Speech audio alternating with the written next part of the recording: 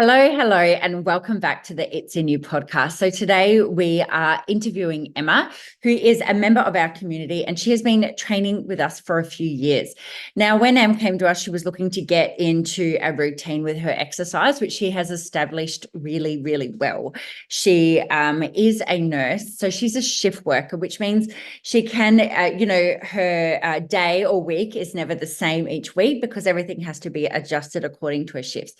Since Emma has been training with us, she has been able to manage that really, really well. She's been able to manage to fit in her exercise with her family and her work. She's a very busy mum. She has not only is she juggling her work, her home life with her kids and her husband, and she also looks after her parents. So there's lots of things, lots of different stresses that are also going on into Em's life, and she handles it very, very well. So Em has a goal, and she has had a goal of to get into regular training, which she has done, but she really used to really, really love running. And it was something that she had kind of let go of. So she started to get back into her running, and it is something that she finds as a great stress relief. She also is starting to get quite interested in doing trail running.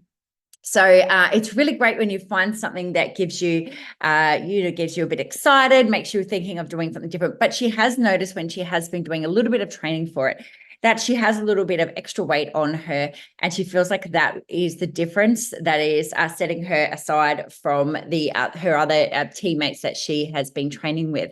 So Emma has really set a goal to lose some weight. Now, what I love about this is, so many mums that I meet, they dance around the subject of wanting to lose weight. Now, it is something that, we have to be honest with ourselves. I meet so many people that are coming, and they come and they really do want to lose weight, but they may be a bit scared to admit it to themselves. They may be a bit scared to say that's what they want to do in case it doesn't actually work or they don't lose the weight, then they're disappointing themselves.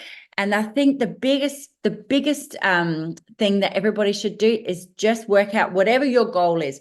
If your goal is, your goal is that you want to be able to lift a certain weight or run a certain distance, or to lose some weight or something. If you have that goal, just put that intention out there and really do that, and then focus on it and work on the action steps that need to happen in order to achieve that. What I see happens all the time is people, they maybe dance around what they actually want to achieve, and because they are too scared to admit it in case they don't reach it. But when we just really nail it down and say, this is what I want to achieve, then we can set out and put in action steps to do it.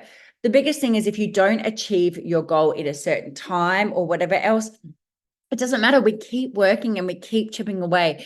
The people that I have trained that have got the best results, the most long-lasting results, we've just started working towards it. We've started working towards their goal, their weight loss goal, and we have just kept chipping away, and we've made it realistic to life.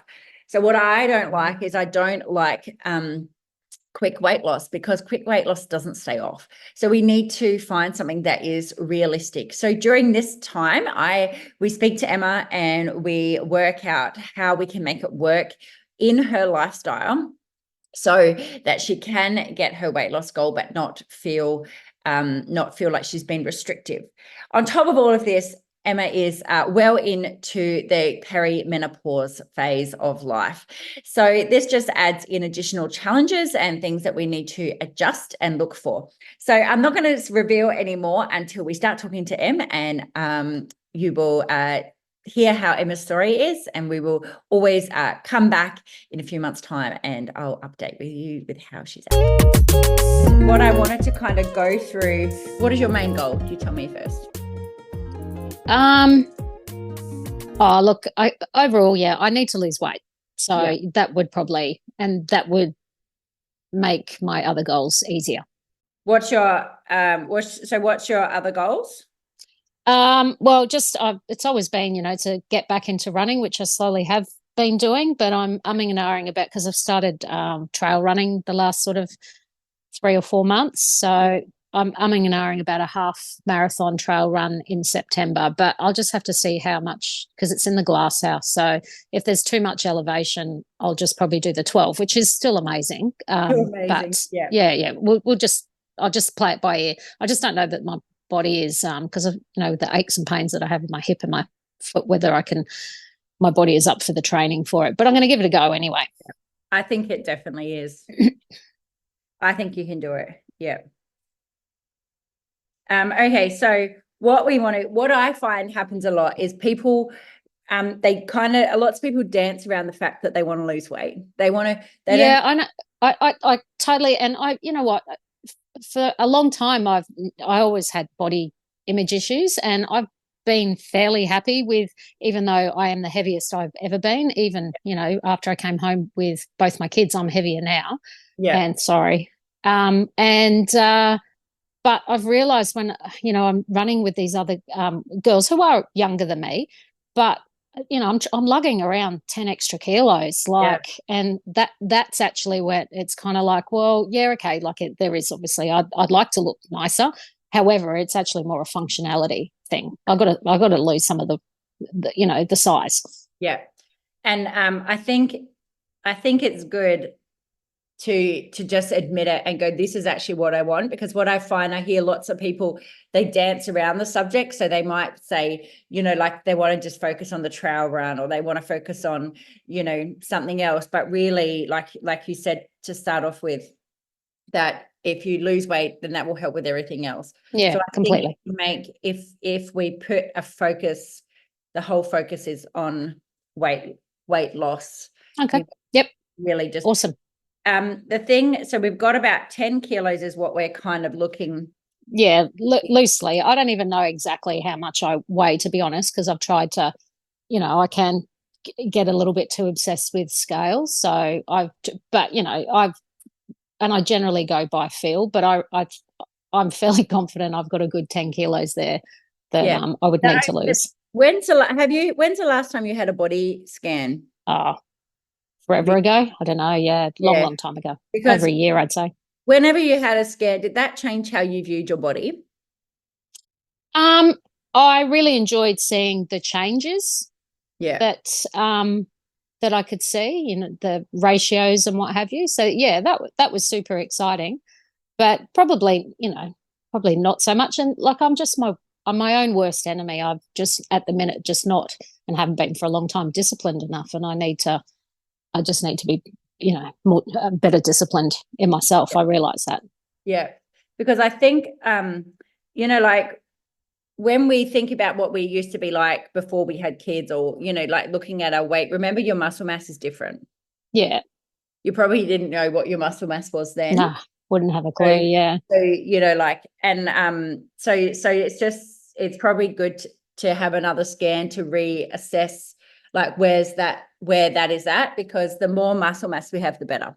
And we want to be able to maintain, the muscle mass. What I wanted to go on is, where do you think you are with menopause?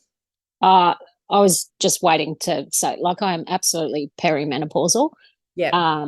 So, and the bulk of the weight, probably the last 7 kilos, has just been in the matter of 2 or 3 years. So, and my eating really hasn't changed that much.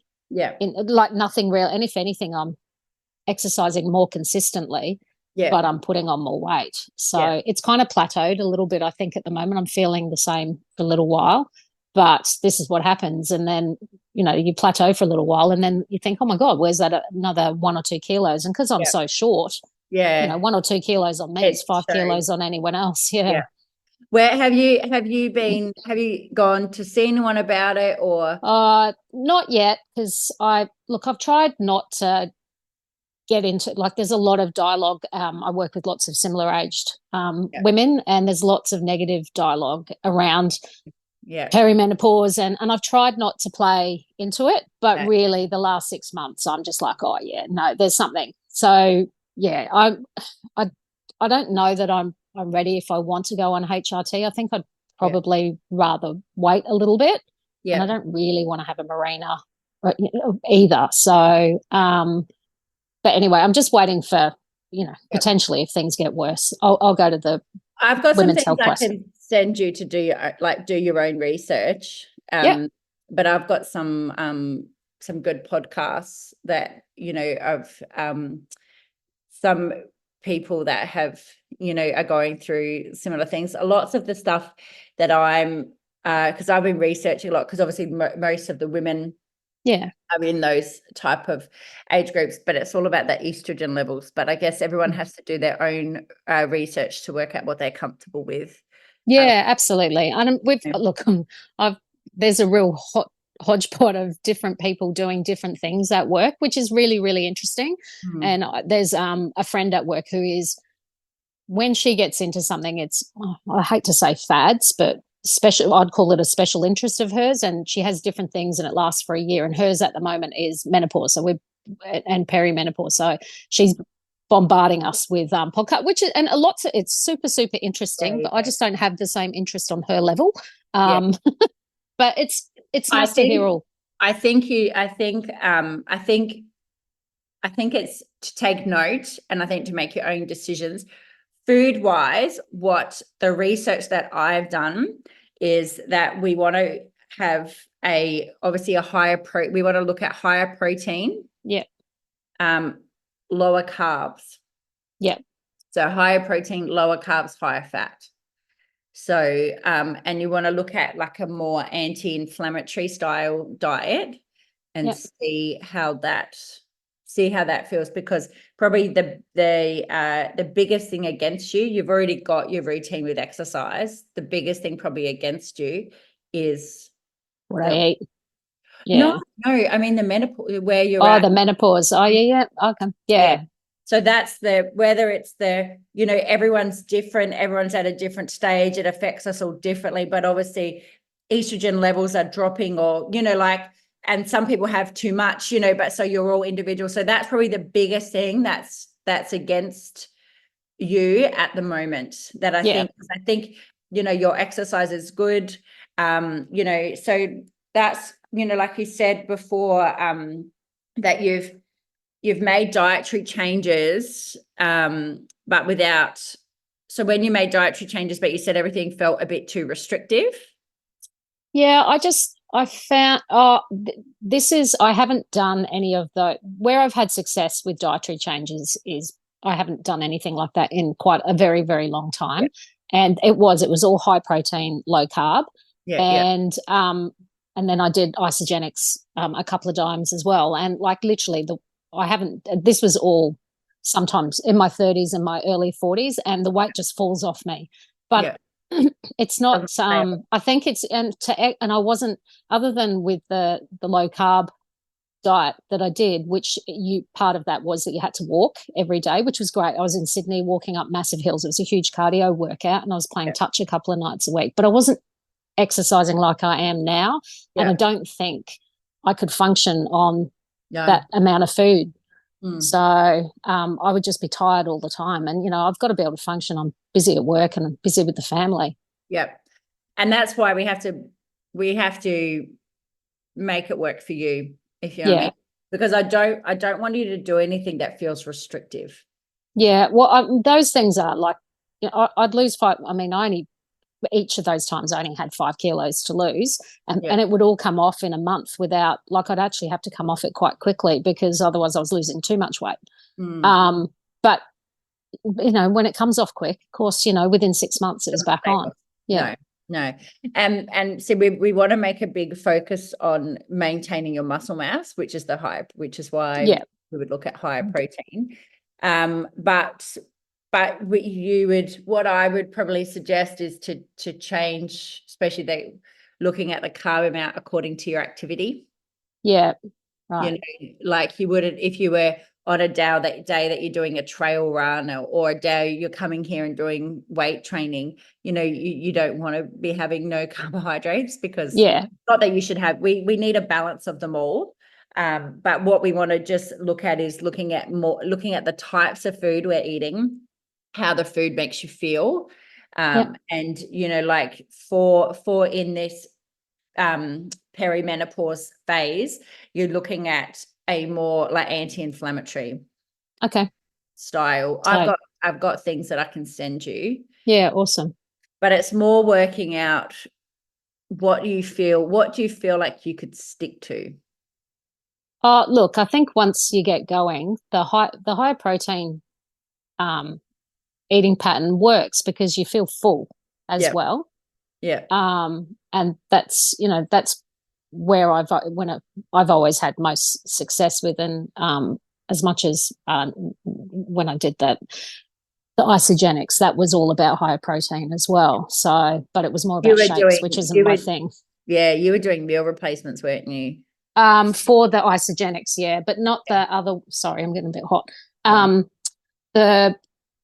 The other one that I did, that I've done lots of times, I just haven't done it probably in the last 5 years, is all about high protein, lower carb, Yeah. and making sure that you had two or three protein snacks a day.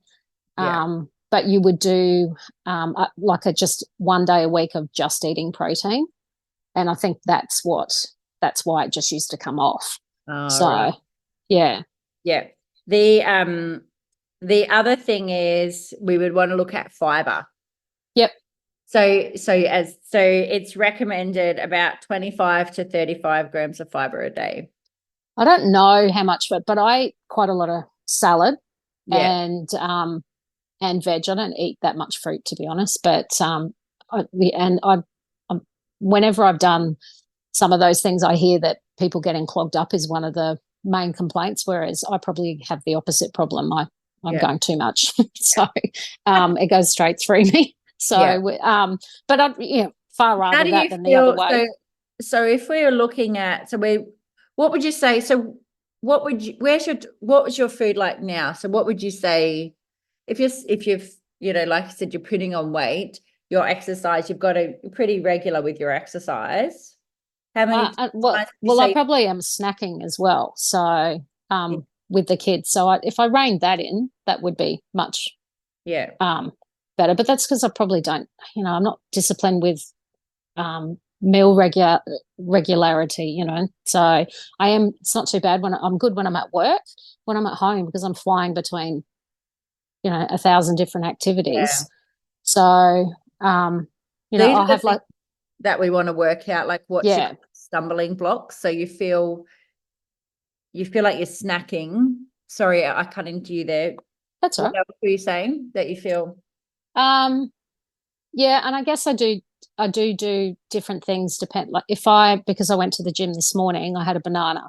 But I'd already taken the dog for a walk because I'm trying to increase the walking as well. Yeah. But if I was going to work, I wouldn't have anything till probably 9:30, and I'll have like a protein muesli bar. But I do wonder whether sometimes I really enjoy the Sam's and the Carmen high protein muesli bars. But I'm thinking, I am eating. I never used to eat muesli bars, so I'm wondering if things like that is what's.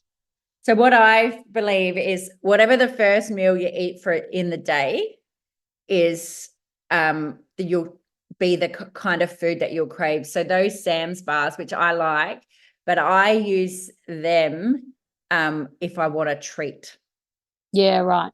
So I use them as if instead of a chocolate bar so that's how I use them, because obviously they're sweet as well.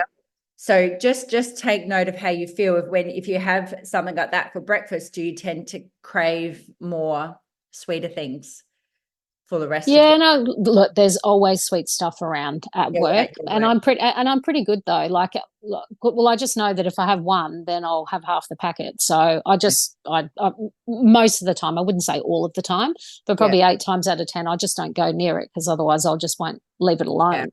Yeah. So I would, but are you having that because you're on the run?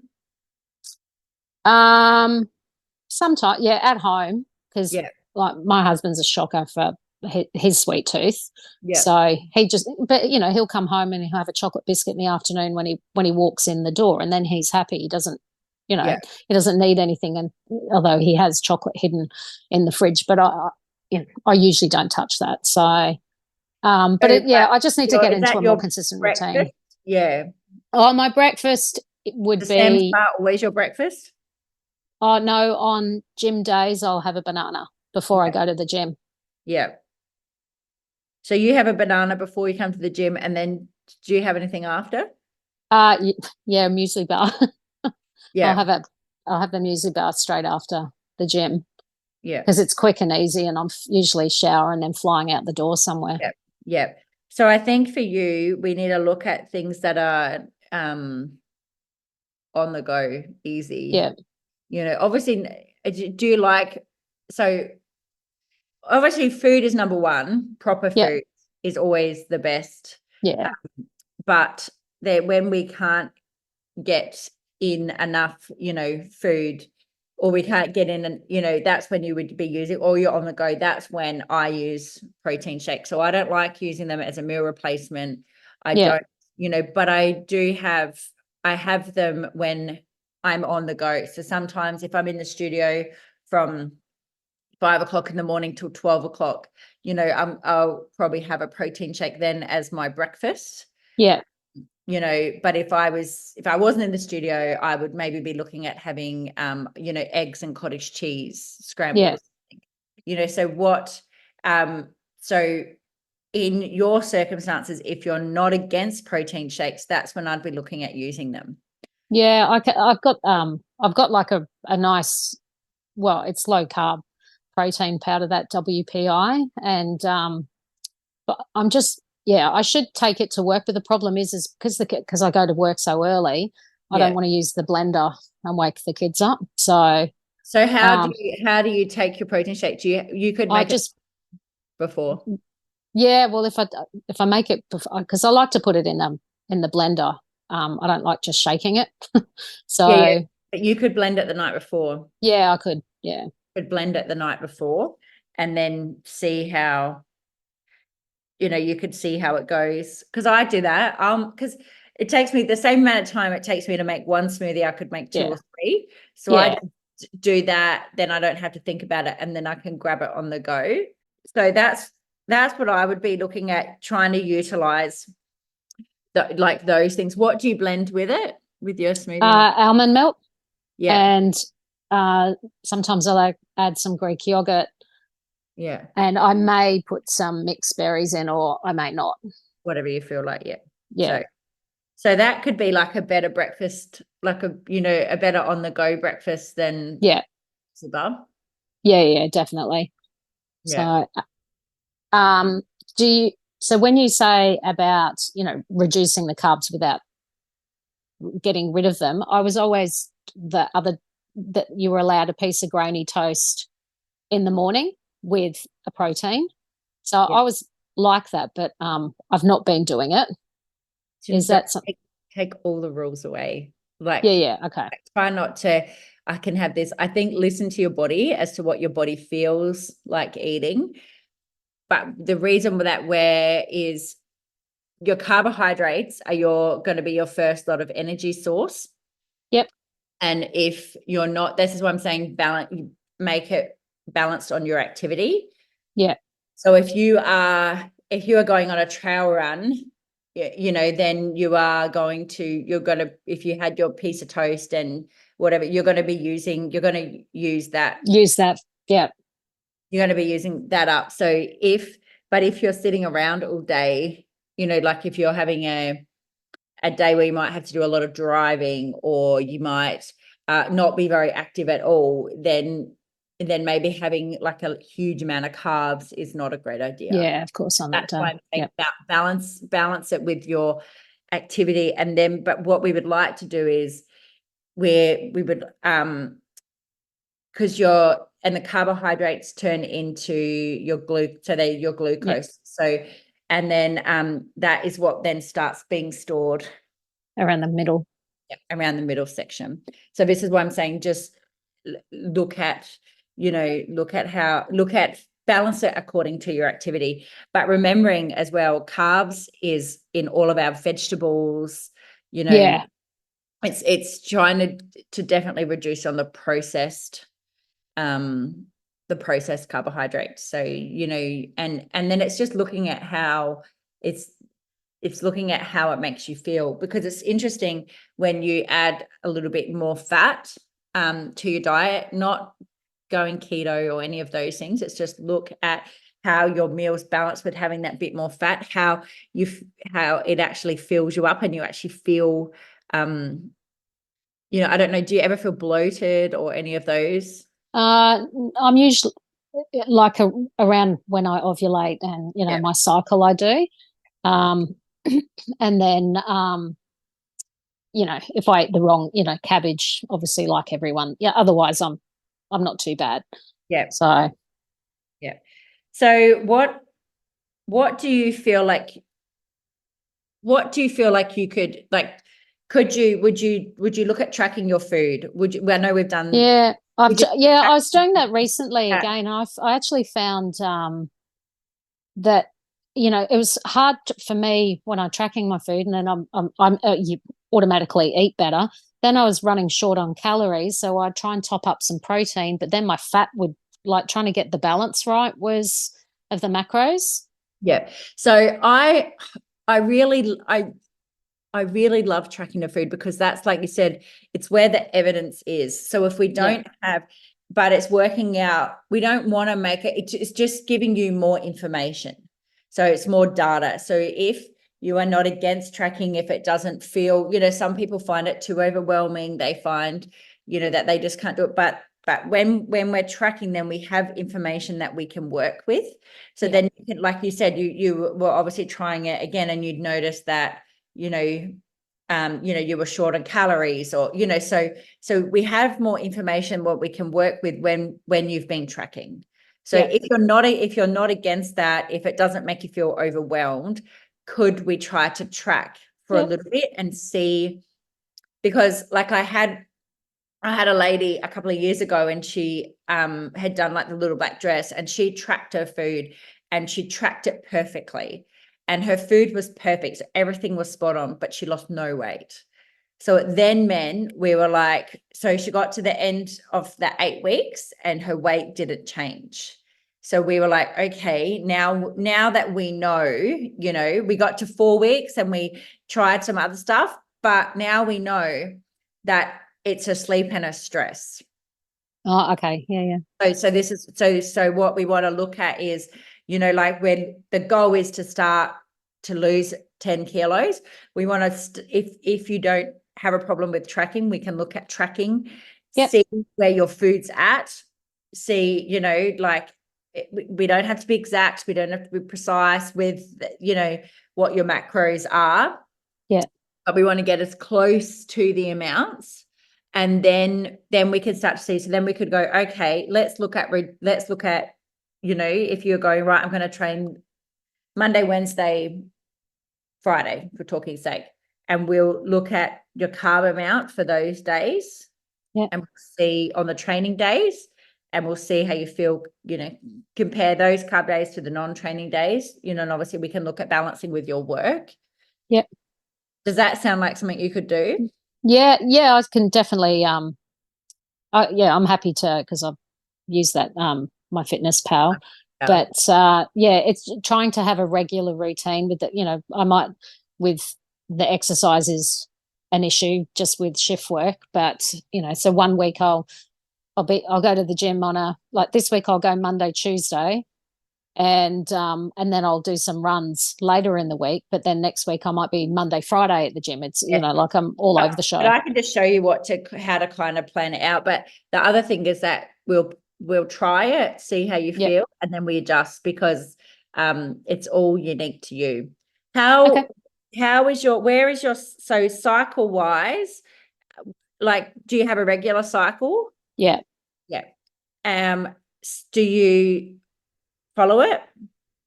Not properly, no, but I'm still sort of 28 to 32 days loosely. Because how you feel, like, we want to look at how you're feeling cycle wise, so that will make a difference.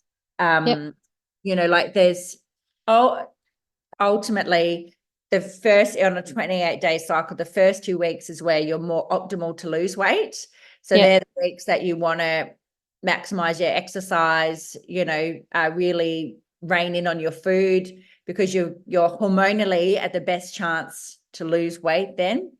the 2 weeks leading after you ovulate, leading into your cycle, that's where you're more hormonally challenged, and you would probably more look to maintain your weight, just because it's harder with your hormones, with everyone's hormones, to lose your weight that way. So if you can just take a rough note of where your cycle is at. Again, the more data we can piece together, we can start getting more of a picture. So we can be like, oh, okay, right. So for me, cycle wise, my cycle doesn't work exactly like the textbooks say they should. Yeah. I generally have energy all the way up until I get my period, and then I'm kind of flatter for that week. And it takes me a week or so after. So I'm kind of flatter after. But I know that about myself now. So I just adjust my exercise. I adjust my exercise, and generally leading up to our cycle, we will be looking for more carbohydrates that week too. So that's where you'll find. So if you can be aware of it, we can plan for that. Okay. What would you say, how is your sleep? Since I've started at the gym, much better. For my birthday, I got one of the Garmin watches that tracks your sleep. Oh, yeah. And so it's funny. I get up in the morning and I frequently say to my husband, I didn't get enough REMs, because, it tells you percentages. Yeah. But I sleep I can tell from the data on my from my watch as well, like the days that I'm tired, that I just don't have deep enough sleep for long enough. But I'm still in bed for sort of 7.5 to 8 hours every night, which is pretty good. I sleep much better than I did probably 4 or 5 years ago. Yeah. So you're not getting woken up with hot sweats or anything? Not yet. I wake up a wee bit. Yeah, not from hot sweats. Yeah. Do you wake up a lot through the night? Yes. Yeah. But I generally go back to sleep reasonably, within 5 minutes. Yeah. Do you think that's just stress related, or? I don't know. I think I've always been like it, to be honest, my whole life, I think. So certainly since I've started nursing, when you're probably more interested in sleep because you're tired, when you're worried about going to work the next day, I think probably shift work is probably been the cause. Yeah. What would work for you preparing your food wise? So like, are you someone that likes to prepare your food? Yeah, I can. Like it? I can do either. Yeah, I don't mind. Normally, I just lump in with everyone else. In the morning we call it the sandwich station. We've got bread everywhere. I need I recognise that I probably need to be a bit more independent with what I'm doing for myself, and I'll just need to be separate from. Well, some things need to be separate from the family. Dinner wise, we might eat depending on, but say if it's, and again, it would be depending on activity, depending on the day. But if you were let's say having spaghetti bolognese for dinner, so we would still all eat it together. The kids would have the spaghetti. Lee would sometimes, he probably wouldn't have the spaghetti, but we would have greens instead. Yep. So you're still eating the dinner together. You're still having the same sauce, so to speak. Yep. But we've just got a different option because, pasta instead of the carbs. Yeah. It's a good idea. Yeah. So there's just some options like that we could look at that are, so then they're still eating as a family, but because I know lots of people are resistant to cooking separate meals. Yeah. Cooking separate meals doesn't bother me because I'm like, well, I don't want to feel, like I base stuff on how I feel. And, I don't want to feel bloated, or I don't want to, so I have no issues with cooking a separate meal. But there's just some things we could think about to make it work family wise. But again, if you're looking to plan, when you're on shift through the night, do you eat through the night? No, not usually. Sometimes you might have a small snack, but not usually. Yeah. So the other people I've trained, I know we've talked about this before, that as shift workers, we found the more that you can try to keep the food-wise routine as similar as if you were working during the day, the obviously the better.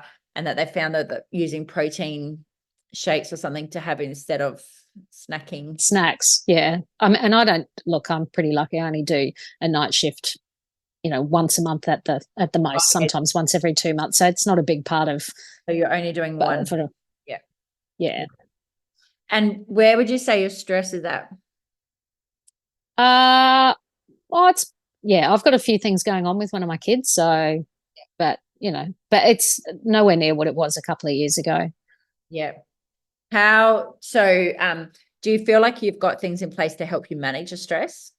Yeah, look, exercise has been a big part of that, starting the gym and getting into a routine. Yeah, and I think that's also why I sleep better now as well. Yeah, yeah. So what I like to do is because I like to see data, because I think that's where we can work with things, is that I've got a sheet. I'm sure you've actually used it before, but it will have like food, sleep, stress. Yep. We can put some things in it. So you can fill that out and you can see where the holes are. So we could see, you could rate your stress on a day, and you could see, we'll put your steps down. Your watch will track your steps now. Yep.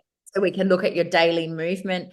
So we can look at that stuff on the sheet and see, it'll say sleep, what's positive for the day. So we can, when you've got it all on a piece of paper, and sometimes when I see it down, like the other day I was writing down my steps and I was like, because it was school holidays, I realized how much in school holidays I didn't move as much. Yeah.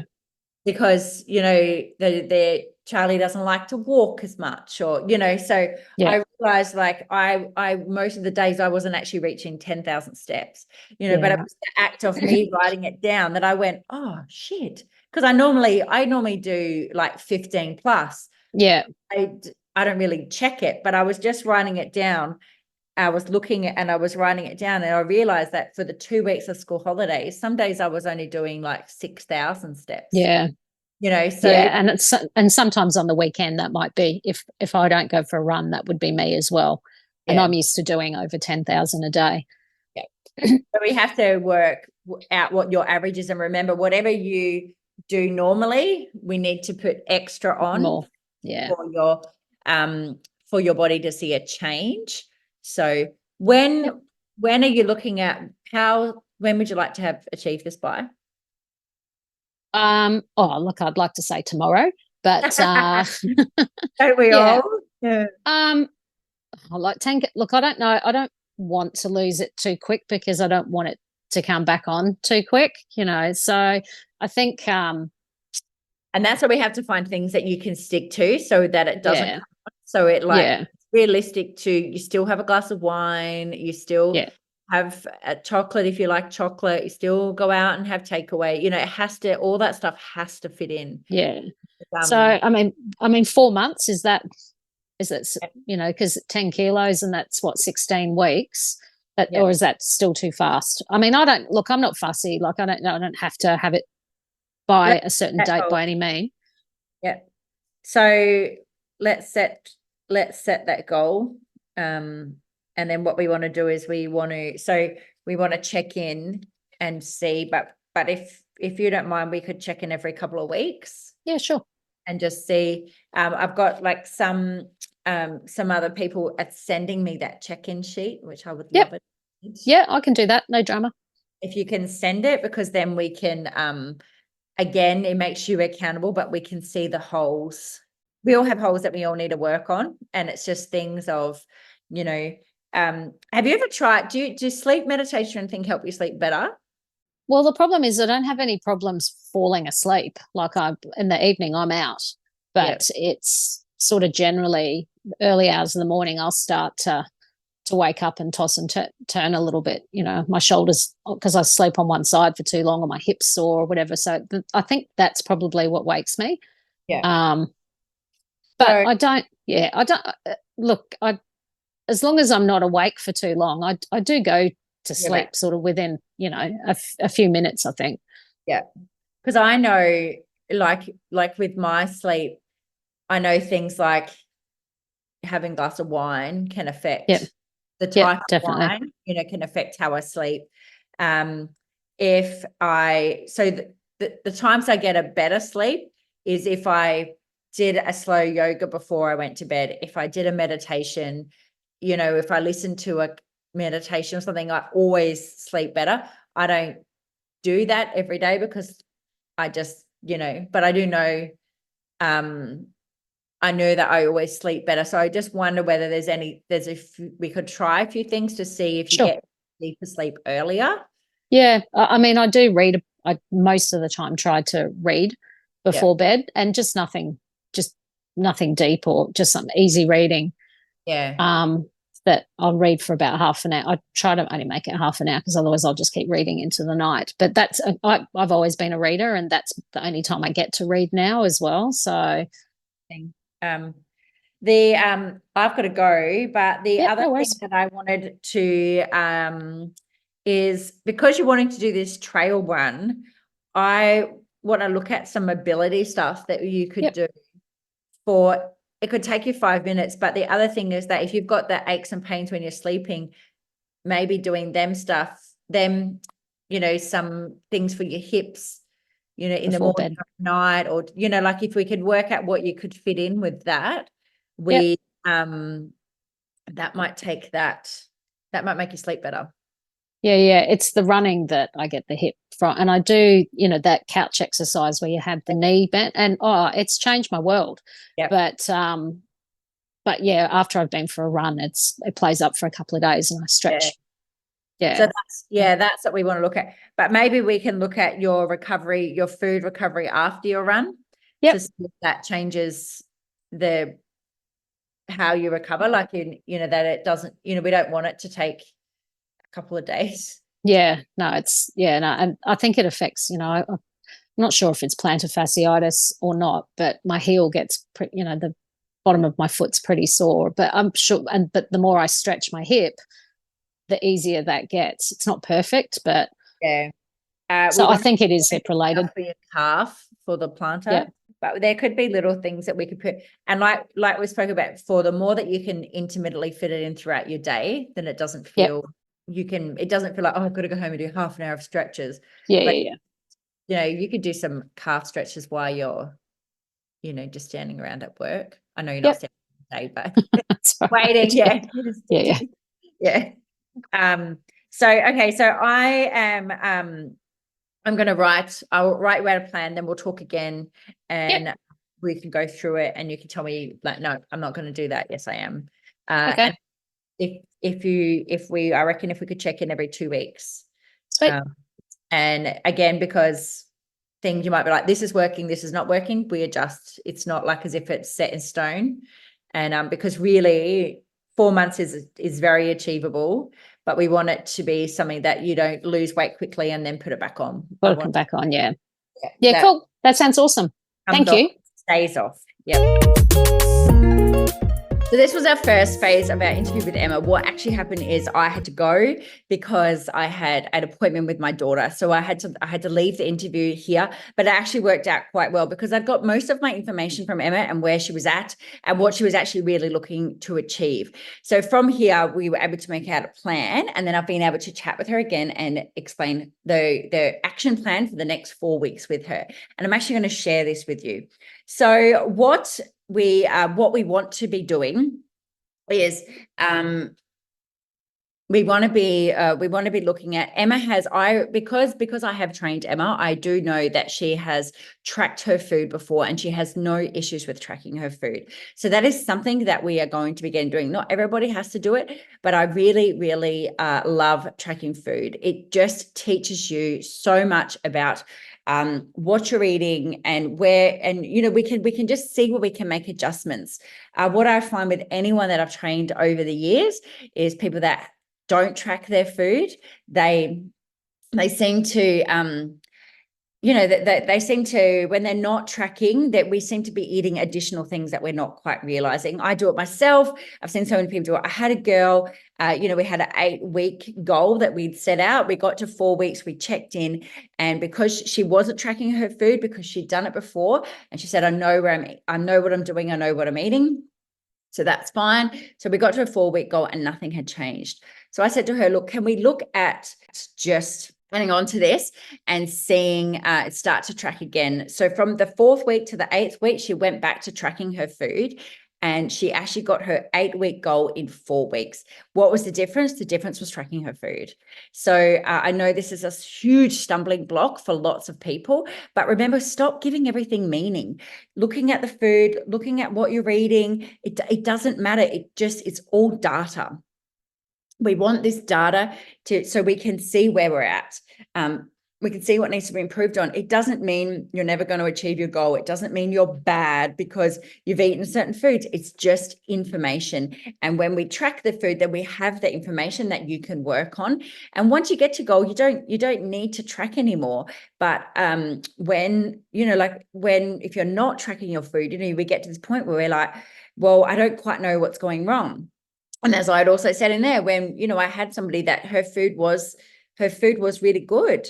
So then we knew that there were some other things going on that we needed to look at. And it's just, again, it's all data.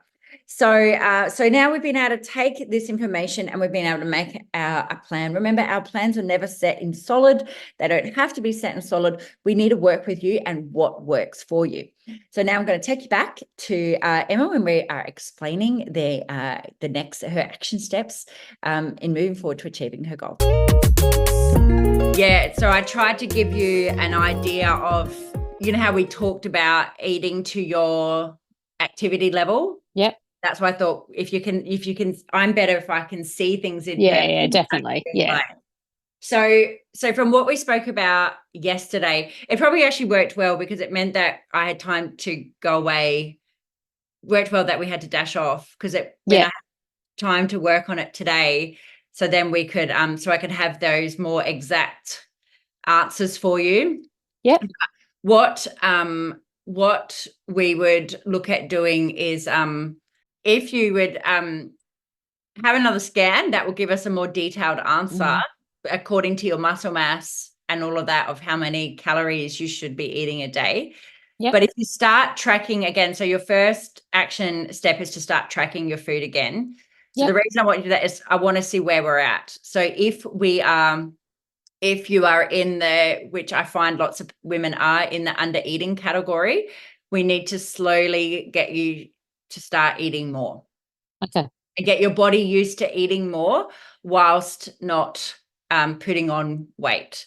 So we've got like a 4-month goal, but we would have to look at adjusting according to, so if you're severely under eating, then I'm sure we've spoke about this before, but if we have, because that used to be, I don't think I do anymore, because after doing was it the LBD program, I am a little bit more conscious of of what I eat. I don't know that, I'm sure I don't eat a certain level every day. I'm probably over one day and under another. And it does, we don't have to be exact, but we just want to have an idea of where you're at, because if we're really, really under eating and then you try to say restrict in a certain way, you're not going to get it. So that's why we just need to see where you're at. So that's why if we start tracking, that will give us an idea. Again, there's no right or wrong. It doesn't matter what you're, what you have. Just start tracking to give you an idea. And then, so that was the first point. Start tracking it. Don't worry. If you have a scan, the next time I see if you have a scan, then that will give you an idea of where we're at, your muscle mass, all of that. It will give you a BMR. So that's all dependent on, the more muscle you have, the more you're going to need to eat. Yep. So when we can work that out, then we can work out, let's say that and again, your BMR is your basal metabolic rate. So that's what you need if you were laying in bed all day. But generally, women that are active, or any female that's active, should be eating at least 2,000 calories a day. So right. I probably don't eat that much. No, and lots of people go back to that old, to 1,200 calories. Stuff. But if you're exercising and you're doing long runs and all of that other stuff, and you're not fueling your body correctly, nothing's going to change, because always going to be, your body's always going to be searching for more. It also, when we're not eating enough food, you'll find that you are like more injuries tend to happen because you're not able to recover properly. So, so that probably takes us to our second point, is when I've just start to take note of things, like of where your cycle's at. So we spoke about that yesterday. But your cycle will affect how you want to exercise and what food you're looking for. So going more into your after you've ovulated, you might notice that you crave more carbohydrates. I think it's just learning to listen to your body in those times, because if we are trying to be really restrictive and then you're just, we go, oh, I'm not going to eat that, and then you end up eating 10 other things, and you should have just what you were, so it's just to be mindful of that. And also when you are looking into when we're leading into your period, so to speak, you might find that you can't lift as much. Like you might find, so it's all dependent on how your body is, but maybe you might not be able to lift as heavy weights. Maybe you might not be able to run as fast, or, like some days I can run and I can feel like I've got like lead boots on, I know that feeling. 2 minutes slower, what the hell, like per K. I'm like, what is going on with me? And then I go, oh, where's my period? Oh shit. Oh, okay. Then that makes sense. So it just helps. So then you're not beating yourself up. So so that was that. Just to look at your stress level. So at the bottom of that first one that I sent, not the sheet that you didn't print off, at the bottom of that, there was a stress kind of management plan. So it's good to plan when you are not stressed, some things that you could put into place if something happened. So so if we have more things to go to, so whether we're someone that goes to food, alcohol, whatever we do when we're stressed, it's just, if you've got some options there, you can think about it, like, go for a walk, or, I also like to, whatever those things are, it's really good to start implementing them when we're not stressed, because we don't want to do it. We don't want to only do it when we're stressed, because it's too late, kind of. You can it's never too late to do something, but if you put some of those things in place when we're feeling good, the good feeling tends to stay. That makes sense. So, and it's just looking for some strategies. I'm really seeing my bad. You'll get it. I'm saying go help. It's meant to be help. But so it's just looking at, and then it's just looking at, you might be able to take note of sometimes that were more stressful. So when I first looked at my stress and looking at managing my stress, there was things that were in my control that I could change. So I noticed I was booking people in too tight together. That was causing me, like, I had to go to someone's house, which I've actually stopped doing it now because of the stress levels. And I would finish at like 9, and I needed to be at her house at 9:15. A 12-minute drive. And always when I left the studio, somebody always stopped me, so it never worked. It looked good on paper, but it didn't work. And I found I'd be driving like, come on, and just, so it's looking at things like that you might notice when you're stressed, that things that are stressing you more, that you might be able to change. Like I was then able to, once I identified some of the main stresses, I was like, oh, some of these things I can change, and it was like saying no to things, different, school pickup is a stress for me, because Cooper's always wanting me to be at a certain spot at a certain time, and Lee doesn't pick up now, so that takes it's a stress away. But it's just working out some things that you might be able to work out, and then you may be able to find a link with your sleep. So you may be able to find a link to something to do with your like your monthly cycle, whether it's what you've eaten, what time you've exercised, anything. If you can find some links about how your body feels to your life, you can adjust things accordingly. So that's what cool. Okay. So I know we want to lose weight, but our third point is I think we should be putting a focus on like gaining muscle or maintaining your muscle mass. So that we'll know that from your scan.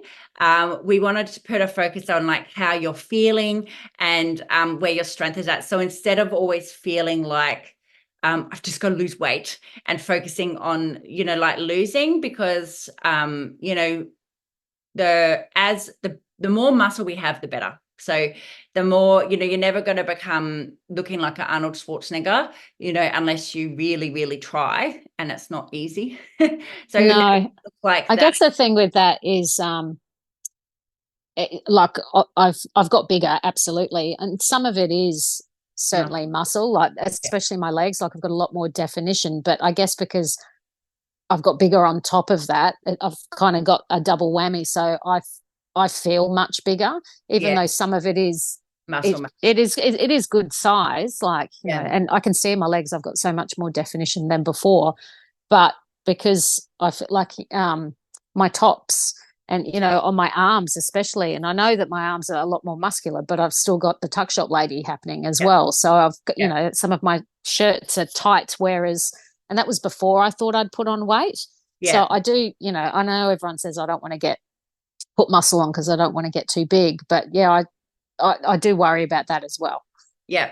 And it's okay. It's really, it's also a kind of what was drummed into a lot of us, like growing up. There was that like, that it wasn't feminine to have muscles. The biggest thing is to think that muscle is your protective layer. So I read this book. I'm trying to see what it's called. It's such a great book. Gabrielle Lyons, her name is, and she describes it as, am I going to find it in a second? No, not. I'll find it. It's by Gabrielle Lyons, her name is. Yep, I've written it down. Yeah. I'll find the book. I never know whether it's in my audio. I always do audiobooks. Oh yeah, Forever Strong by Gabrielle Lyon. Yeah. So she talks about how she says your muscle is what's the word? You know how they say your skin is the biggest organ. She says your muscle is, but what she talks about in her, like she says that if you get sick, the more muscle mass that you have, that's your like protective layer. So we're all brought up to like fear having muscle and being muscular, but the more muscle you have, and you would probably see this in your work, but if somebody has a bigger muscle mass and they're sick, what's it going to chew into? It's going to chew into the muscle mass. So that's going to protect you.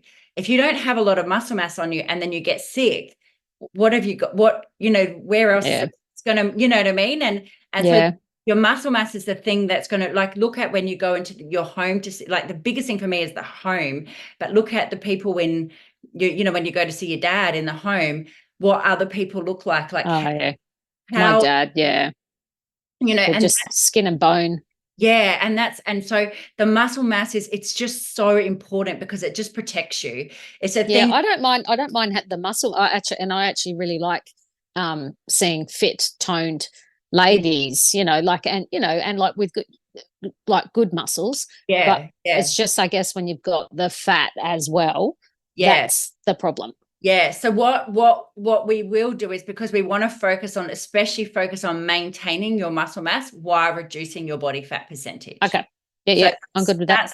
And that's what we'll do with prioritizing protein and whatever else. And so that's why the protein is so important, to make sure that we're getting enough. Like most women don't eat enough. When we look at focusing on how your body feels, your muscle mass, where your strength is at. So what weights are you lifting in your classes? And, you could also put a focus on your hip pain, hip mobility, how that stuff's kind of moving around, and, your calf and all those things. But, you want to be like, oh, am I getting to the end of the activity and I'm not really puffed out, or I'm not really, like, so we need to be making sure that most people, when I go around and I'll be like, oh, like this morning, like someone was like lifting 5 kilos and I gave her 2 more, 7 kilos, and she could do it quite easy. So it's just thinking to up, because upping those things in your classes is what's going to give you that tone defined look. And that's what's going to get rid of the fat. Yep. Yeah, that's right. Yeah. So that's what's going to, but as well as getting rid of the fat, we're going to, it's going to get rid of the fat, but it will also create more muscle, and that's why a scan is important, because, and also I would recommend to do your measurements, because we don't want to just be only looking at that number on the scale. Yeah. So when I first, like, I was 75 kilos and I lost 5 kilos, but I lost 3 kilos of muscle. So I was actually better off when I was heavier. And if I'd never done a body scan, I would never have understood that. I would have only thought, oh, I'm better lighter, but I was, because the more muscle we have, the better. And the more you can, once you've got it, it's not that hard to maintain. So it's not, so then once you have it, then you can look at maintaining more mass for aging, so then you're not, like my grand's the same weight, so this is what they weigh her, and she still weighs the same, but she's fading away. And that's what I said, she's got no muscle mass, she's lost all of it, it's just, it's sad to see, but it's that stuff that really protects you as we age. Yeah. So what we're then going, so to our fourth point is to looking at planning your food, having some more structure around what works in with your life. So it's just thinking to yourself, what can I do? Like you talked about, maybe eating a little bit separately from the family, or just, like tonight's dinner, I had greens instead of pasta, I can do that. I used to do that actually a lot. So last night, after we spoke yesterday, I cooked chili con carne for the family. The kids love it. And instead of having pasta, I had broccoli with it. I mean, it still obviously has kidney beans in it, but that's fiber. So totally. And it was fine. Yeah. And I guess the thing is just gauge how you feel, because for me, like when so I've changed my eating so much over the last, say, 20 years, but I don't feel like I'm missing out, because or being restrictive, because as I said, like our overall goal is to not be restrictive, because this is a long-term plan. But I don't eat the same foods that I used to eat, because I don't enjoy how it makes me feel. So I don't, I can eat it if I want, but I don't want to feel that way. So that's a different headset, instead of being like, I'm not allowed to eat it. Yeah, agree. So then I've kind of put a plan in. So we talked about trying to prioritizing protein, which is what's going to give you a muscle mass. And then we talked about, looking at your carbohydrate intake according to your activity. So this is what will take a bit of time to work out and to get your head around. And I kind of broke it into 4 weeks so it doesn't seem overwhelming. Sure. But just I know that you already know how to track. So, you already know how to track your food. So you're not trying to learn that, where lots of times when I'm getting people to track, sometimes I say, just look at protein first, or, because that's sometimes if it feels too overwhelming, they'll give up. Yeah. So if it does feel overwhelming at all, just let me know and we'll change it. So no worries. So it'll be just so using the app MyFitnessPal to track the protein amounts, because when we're talking grams, and that's the bit that I guess gets a bit tricky for people. Plugging in, if I eat this, how much protein is that going to give me? The best bet is to pre-plan. Pre-plan. So the first week we'll just look at prioritizing your protein. So you want to have about 30 to 40 grams per meal. And we want to, so the timing of when you're going to eat is also important, because we want to make sure that you're giving your body the best opportunity to absorb all the protein and take it to your muscles, and do the work it's meant to be doing. So when we exercise, obviously our muscles tear and then they repair. So then they repair like leaner and stronger. Now, if you're not eating enough, so the protein will help that muscle repair. Rebuild. If you're not eating enough protein, it's just going to use carbohydrates to try to repair it, which isn't going to be as good for you. So that's why there's also a window of, so to optimize your results, to get the best kind of results, you want to look at, after you're working out, getting the protein in within the 30 minutes. 30 minutes of your workout. So because what I hear a lot of people doing is they'll tell me what they're eating in a day, and we'll get to the end of they've had no protein until dinner time. And the more that you can split your protein throughout the day, the more, because it can only you can only kind of digest a certain amount. So the more that we can split it up through the day, you're giving your body a better opportunity to deliver it to the muscles, to help them, to protect them, to let them grow. Protein also fills you up. That means you're not going to. I was going to say, it keeps you full longer as well. So when we're saying aim for 30 to 40 grams per main meal, we're having, like, is this a traditional eat 3 main meals a day? Whatever you feel like. No, don't like whatever works for you. But so as a guide, as a rough idea, like 115 grams of chicken breast has got 30 grams of protein in it. So it's just thinking, and you don't have to just eat meat. That's, there's lots of other sources that you can get protein, non-meat varieties, like cottage cheese and yogurts and edamame beans and, What's your thoughts on nuts? Because, sometimes people think nuts are great, but then you've got the fat content of them. It's just balancing, and that's balancing it out. Whenever I plan anything, I always say, you have to, whatever the thing, I'm a chocolate person, so whatever the thing is that you love, you've got to put that in there first. So the first time I ever tried to plan food out, I was like, I'm not going to eat any chocolate. It was when I was trying to lose weight after I had Charlie, and I was like, I'm not going to eat any chocolate. And all I did was think about chocolate for 2 days.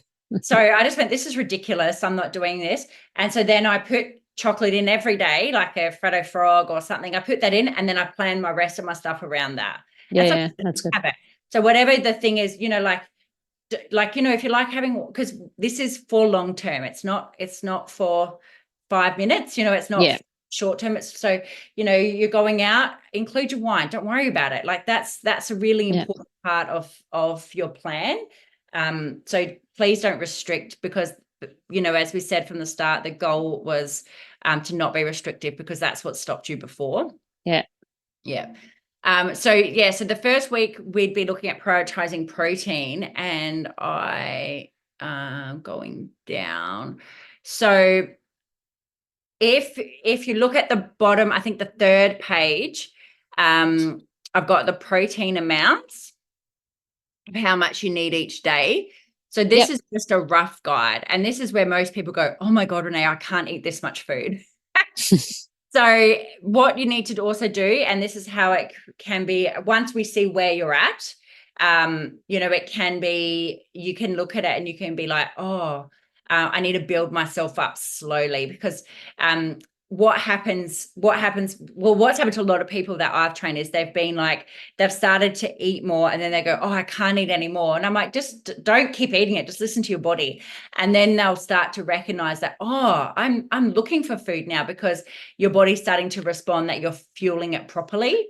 So that just takes time. But, as a rough guide, so strength and power phases of your training, so that would be weight, classes, circuit, those types of things. You'd be looking to have on those kind of days where you're training in that way, you'd be looking to have 2 to 2.2 grams of protein per kilogram of weight that you are. And that amount is how much you eat over the day.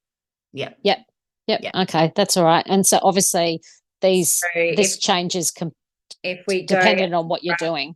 Yes, yes. Yep. Okay. Because if you're sitting on the couch all day, you're not going to need as much. Yeah. Of course. But if we were, let's say we're 75 kilos, so on those days where you're doing, you would be looking to have about 165 grams of protein.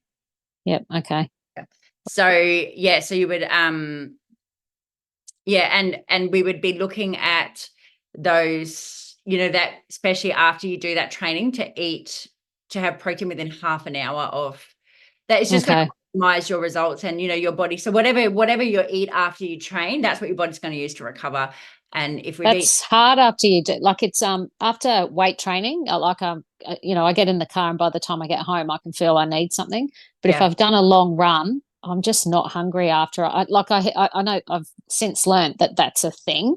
Yeah. But people, if we sort of if I run over probably 5Ks, and even then 5Ks I come home, I'm just not hungry for quite a while. Yeah. So it's just listen to your body and just see how it feels, because you might notice how, like, I used to always train on an empty stomach. Not because I generally train in the morning, it doesn't bother me, it never affected me. And then I'd read things how women perform better when they've got food in their tummies compared to men. And then I started eating and I was like, oh, I feel like I could do so much more. I remember the first day I did it, I went for a run, and I think Cooper was a baby, and I was running with him and he was in the pram. He must have been like 2 or so. And I was running with him in the pram, and at 5Ks is what I like.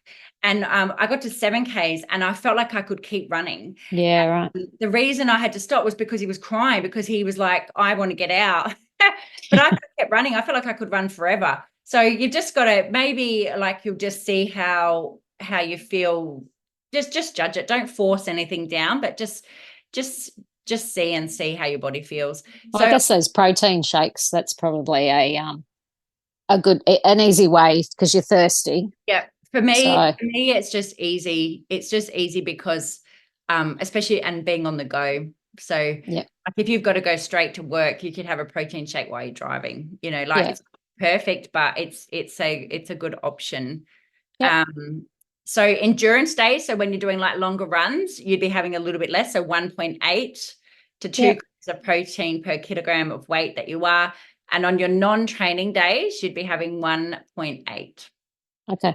Yeah. So that's awesome. It will be a lot compared to what you're eating now. Just slowly increase it and see how you feel. The only person that I've ever had, and they obviously had to speak to their doctor, was they had kidney problems, which means they had testing protein. So that's the only thing that you would, like, if you were in that category. So that's your first week. But what I would do is, if you can, spend a week tracking your food. So when we know where you're at, then look at going, okay, so then the next week you'd go like, okay, this week I'm just going to prioritize my protein. So then do that. So then tracking gives you starting point of where you're at, get your head to spend a little bit more time about thinking about carbohydrates, protein, whatever else. Then start week 1 in prioritize your protein. Week 2, we're then going to concentrate on having good quality carbs. So we want to get most of them from fruits and vegetables, and we want to look at balancing it according to the activity you're doing. So this is probably the thing that we're most going to fiddle with. So moderate to high intensity activity. So something that you're doing for 60 to 120 minutes, 3 to 3.5 grams of carbs per kilogram. We don't have to be exact. It's just a rough guide. Okay. Yeah, so, that's helpful though. So if you were doing a 60-minute gym session, what do you count in that? Because, we don't, the last usually sometimes isn't quite 60 minutes. So do I do the moderate to high intensity, or would I go on a lighter one? Does your watch tell you how you work out? Yeah. So you think about your activity on how puffed you're feeling, how puffed you're feeling, and you do want to make sure that when you are here that you're giving it everything you've got. So I would be basing that, because The short intense training, which is weights or circuit or that thing, is roughly the same. Oh, yeah. It is. Yeah. Yep. A day that you're like active recovery, that you're not doing anything, you're going to have like 2.5 grams of carbs per kilograms. And we're obviously looking for most of these to come from fruits and vegetables, not from processed Bread, bread. pasta. And endurance training. So if you're, like you were looking at doing your long trail runs or your marathon, any of those things. So that's 2 to 5 hours of intense training. Running, cycling, swimming, it would be 5 to 6 grams of carbohydrates per kilo. Yep. It just gives you a guide of how we would look at adjusting according to what your activity is. So that's why if you see on the 4th page, I've done like my activity per day is, just as an example of what you could do. Like my activity today is, a long run. Okay, so my weight is, I'm just saying 75 kilos, my carbohydrate need is going to be this. So, Yep. and once you do it a few times, you'll know, like I just need an extra banana or an extra, like you'll kind of know how, How to plan it out. Yeah. And I've done the same for, like for the protein, like my phase of training is this. So that will, it will just give you a bit of an idea of how to adjust, because if we are sitting around not doing anything all day, well then, the carbohydrates are not going to be used. Yeah, of course. So that's what's happened. Yeah. So then we want to aim to so that was week 2, which was carbs, and then week 3 we want to look at the timing of how you're eating. So because by week 3 you've kind of got your protein in order, you're kind of knowing how to adjust your carbohydrates. If it takes you more than 3 weeks, it doesn't matter, because this is long term, so it has to be realistic. But we want to look at your timings. We talked about before spreading your nutrition out through the day, because then you're giving yourself a better opportunity to fuel your body correctly, recover, and have the right energy for the workouts that you're doing. But we would like to aim to have, like give yourself 2 hours from your last meal before you go to bed. Yep. So lots of times, especially with women in perimenopause or menopause or postmenopause, they'll when you wake up at certain times through the night, if you tend to wake up around the same time, it tends to be their digestion. So I've found some women have, like, if they have red meat, because that takes longer to digest. So one lady, she cut out all red meat. Her husband and he's from a country that eats a lot of red meat, so that was very much in their diet. And she only now has fish and that at night. And as soon as she stopped that, all her hot flushes went away. Oh, and wow. Yeah. And then when she I didn't think I'd get through this without being just it's all right. And then she all her hot flushes went away, and then there was like a family reunion, and when the reunion happened, they all went back to eating the red meat and they came straight back. But again, it's all unique to you. Yeah, of course. Yeah. So alrighty, cool. Yeah, so that's our third week. And depending on, we talk about moving up the eating window so that we're not, like lots of people don't tend to eat until the end of the day, or they don't eat breakfast because they're too busy, or any of those things. But just looking at spreading it out, because again, the more that you fuel your body throughout the day, then we're not leaving all the digestion and all that to nighttime. So you're not into the intermittent fasting? Not that I've really done it, to be honest, but if you like it, do it. Like, I don't have an opinion on it. I've got quite a few friends who do it. Yeah, so. My concern with that is, my concern with that is that what happens is people fast, but then they don't eat enough fuel for their whole. Yeah, right. In that window. In that under eating, they then fall back into that under eating category. And then what I also see happens a lot is people fast, and then they fast, and then they binge because they've not eaten, they've not spread their starving. So I think if you really like fasting and you're eating, I think do it. But I think lots of people just do it because they think they'll lose weight for it. I think it's just asking yourself the question. I think it's asking yourself the question as to why you're fasting. Yeah. I do think about giving your body a rest of digestion.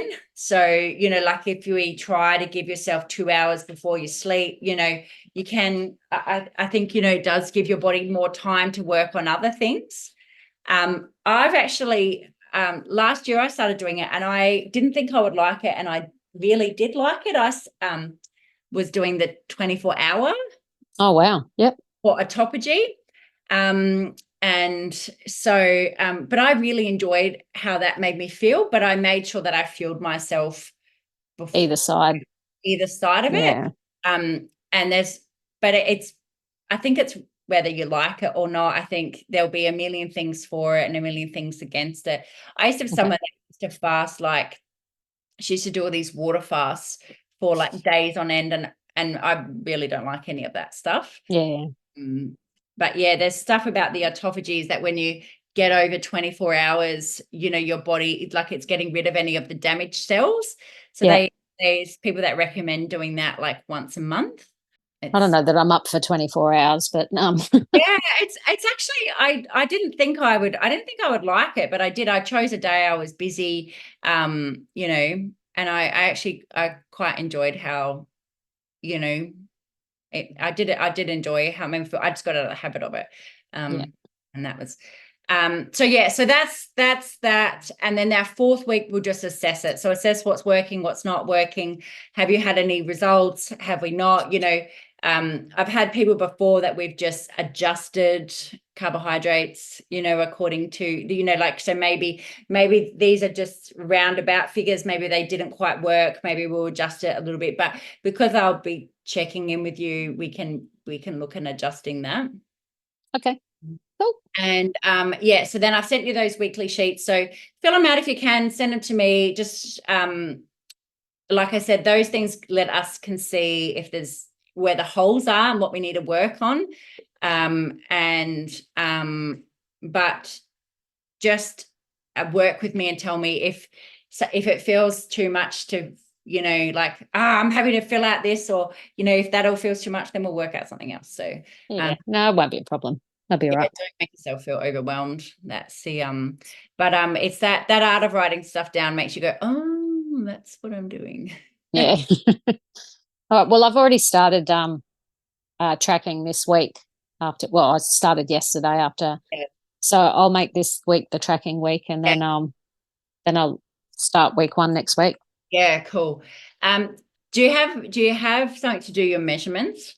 So what we want to do is, and it's really important we're going to look at all the data. So we're going to look at the data from the sheet. We're going to look at what your weight is, what your muscle mass is, what your body fat percentage. We want to look at all of those things. We want to look at your measurements. You've said before you go on how your clothes feel. But what we want to do is we want to be able to look at everything. Yeah, I've got a tape measure. I can do that. It's no drama. Like I was just telling the girls, I don't know whether you were in the class last week, but somebody was a couple of years ago, someone did like a juice thing, like a okay.